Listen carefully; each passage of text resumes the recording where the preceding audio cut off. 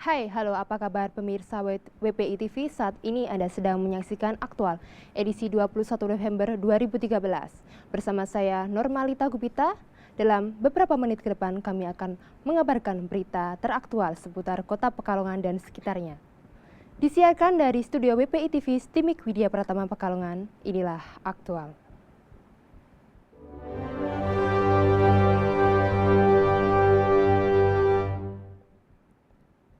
Baik pemirsa, berita pertama kita awali dari aksi demo oleh sekitar buruh Kota Pekalongan dan daerah-daerah sekitarnya. Sekitar 10.000 buruh gabungan dari Kota Pekalongan, Kabupaten Pekalongan, Kabupaten Batang, dan Kabupaten Pemalang melakukan demonstrasi terkait penolakan terhadap upah minimum kabupaten kota yang dianggap terlalu rendah.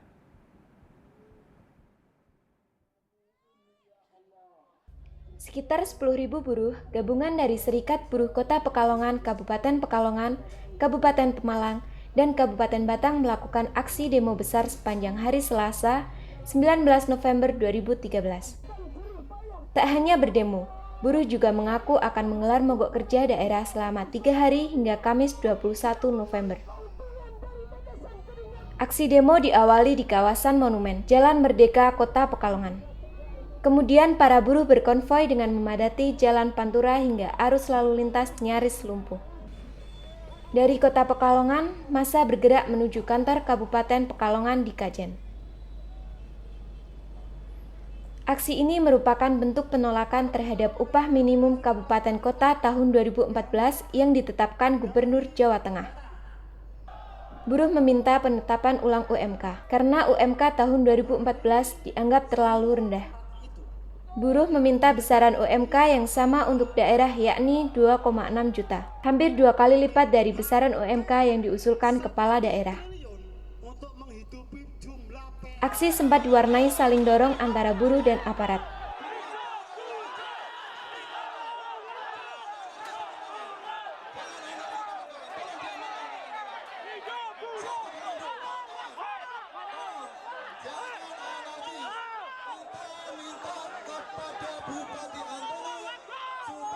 Situasi baru mereda setelah perwakilan buruh diizinkan masuk untuk bertemu dengan anggota DPRD Kabupaten Pekalongan.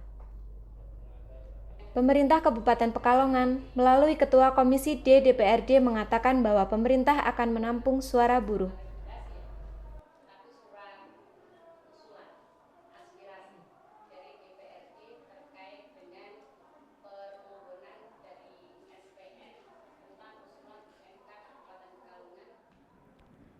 Jalan-jalan utama di Kota Pekalongan sedikit memprihatinkan akibat banyak kondisi jalan yang bergelombang dan berlubang.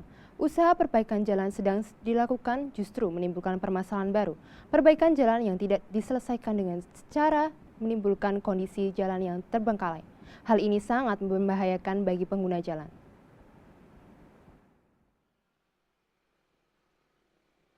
Kondisi jalan-jalan utama di Kota Pekalongan sedikit memprihatinkan lantaran banyak kondisi jalan yang berlubang dan bergelombang.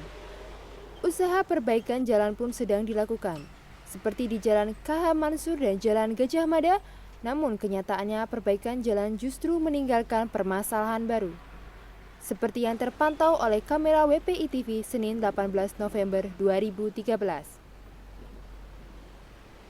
Seperti di Jalan Jenderal Sudirman, tepatnya sekitar Jembatan Kali Pekalongan, pengerukan aspal pada kedua sisi jalan yang bergelombang justru menjadikan jalanan tidak rata.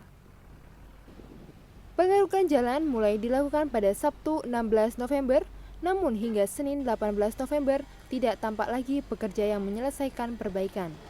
Sehingga seolah-olah jalan dengan aspal yang terkelupas itu dibiarkan begitu saja. Hal ini sangat berbahaya khususnya bagi pengendara sepeda motor. Warga yang biasa berada di sekitar lokasi menuturkan, semenjak pengerukan jalan, sedikitnya ada 7 kasus kecelakaan sepeda motor akibat tergelincir saat melewati jalanan tidak rata. Hal ini perlu mendapat perhatian pihak terkait agar tidak menimbulkan semakin banyak korban. Sementara itu, di Jalan Gajah Mada Barat, tepatnya ruas jalan di depan stasiun kereta api Pekalongan, kondisi jalan yang bergelombang tidak kunjung diperbaiki. Hal ini sudah lama berlangsung dan tak sedikit menimbulkan kecelakaan khususnya sepeda motor. Kota Pekalongan sebagai kota pesisir memiliki tradisi yang dekat dengan laut, seperti Sadranan Nelayan yang baru-baru ini dilakukan. Untuk memeriahkan Sadranan Nelayan 2013 ini, Himpunan Nelayan Seluruh Indonesia di Kota Pekalongan menyelenggarakan lomba dayung untuk adu cepat di Kali Ampel Gading, Selamaran.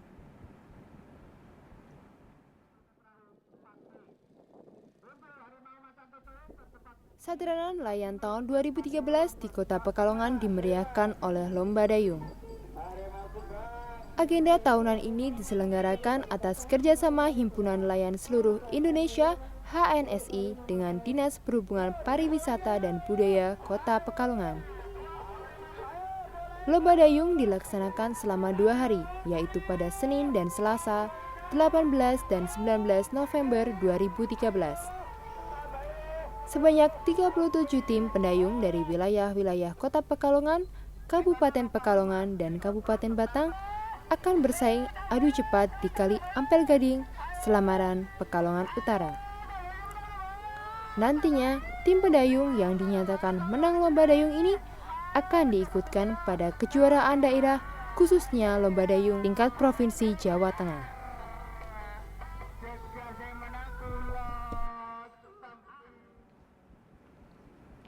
Baik pemirsa, jangan kemana-mana karena setelah ini Anda akan tetap menyaksikan berita-berita teraktual hanya di Aktual.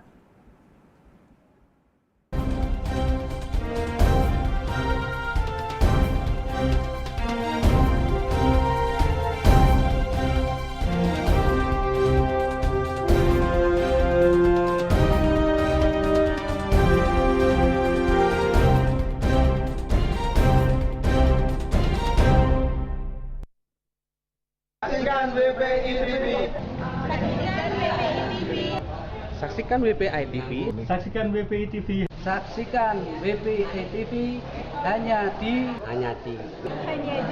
bpitv.timik.wp.ac.id WPI TV, Timik, wp.ic.id. WPI TV, WPI TV. Bring the world into you. bring the world into you.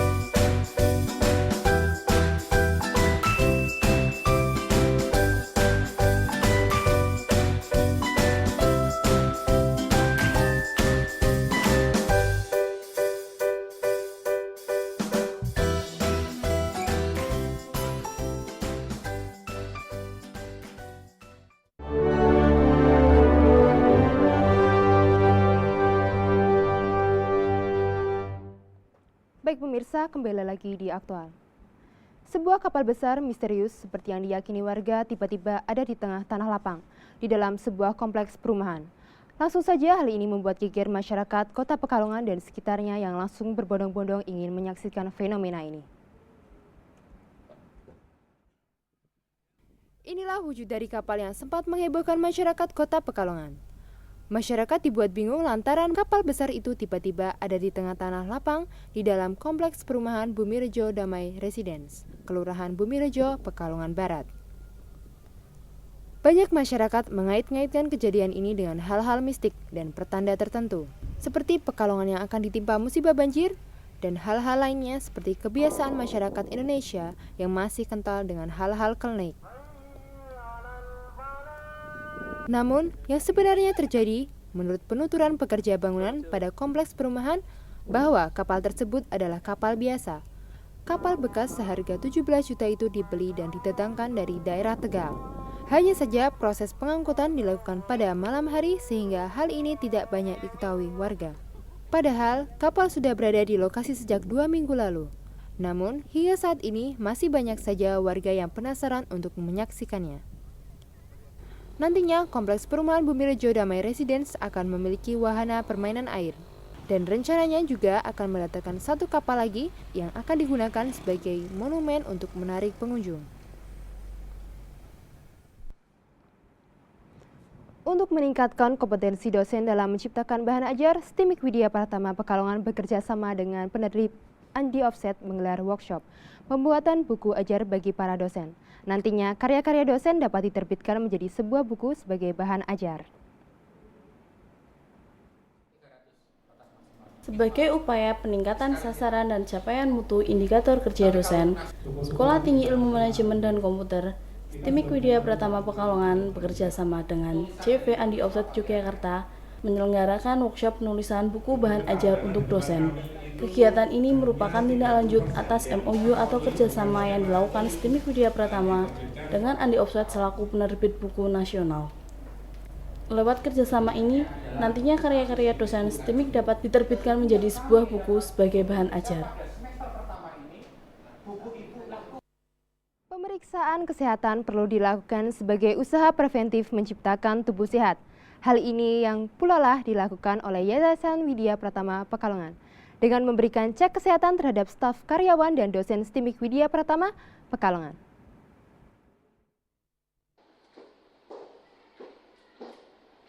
Yayasan Widya Pratama memahami betul akan kesehatan dengan melakukan pemeriksaan kesehatan terhadap staf karyawan dan dosen pada Sekolah Tinggi Ilmu Manajemen dan Komputer STIMIK Widya Pratama Pekalongan. Bertempat di kantor dan studio WPI TV Widya Pratama, staf karyawan dan dosen STIMIK dengan usia 40 tahun ke atas mendapatkan pemeriksaan kesehatan, seperti cek kesehatan jantung, darah, paru-paru, dan mata.